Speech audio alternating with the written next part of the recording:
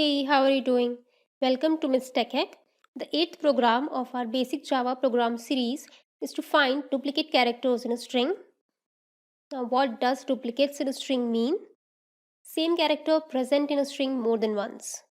We will count all the duplicate characters and print count as well as the character being repeated.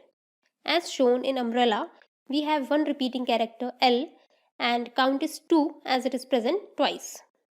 Now let's see it using a Java program.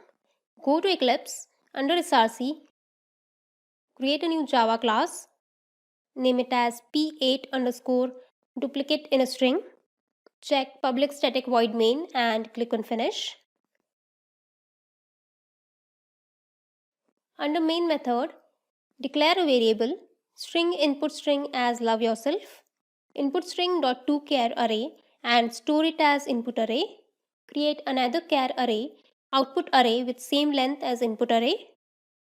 Add a for loop on input array, char couter colon input array, where couter refers to each element of array in outer loop.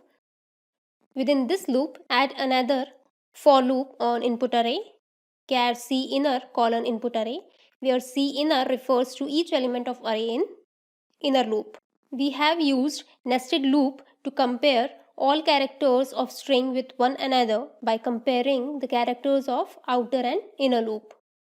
Now inside second loop, check if each character in outer loop matches a character in inner loop. Provided it's not a space character, then set flag to indicate duplicate character exists.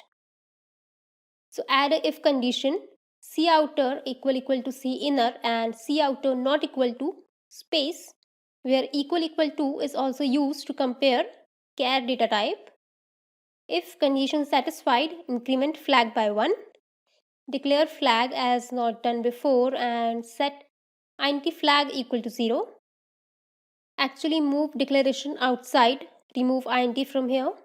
We are setting flag as 0 in outer loop as we want to check for every character of outer loop.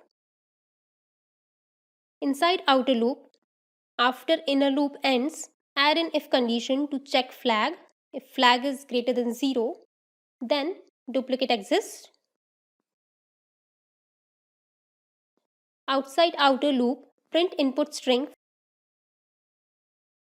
followed by a for loop, I as 0, I less than output array dot length, increment I by 1. As length of output array is equal to input array, so remaining values in output array will be set to 0. So we will add an if condition, output array of I not equal to 0, then print output array of I. Now if duplicate exists, we need to add character in output array. So under flag greater than 0, check if value is already present in output array. To do so, add a for loop, I as 0, I less than output array dot length, increment I by 1. Add an if condition, couter equal to output array of I, continue outer. Here we want to skip execution for rest of the elements of inner loop and continue with the outer loop. Add outer colon on outer for loop. This is just a way to mention a loop label. After this loop, set duplicate entry in output array of index equal to couter, increment index by 1 and declare and initialize index as 0. And now we are done. Now let's run it as a Java application, and as we can see, it has printed duplicates in string love yourself are O and E. To distinguish our input string clearly in output, add single quotes in the string, save and run it again, and now it is better. So our program is working perfectly. This is how you can find duplicate characters in a string using a simple Java program. Let's summarize what we have learned in this video. To find duplicate characters in a string, convert string to char array using toChar array method. Declare an output array with the same length as input array.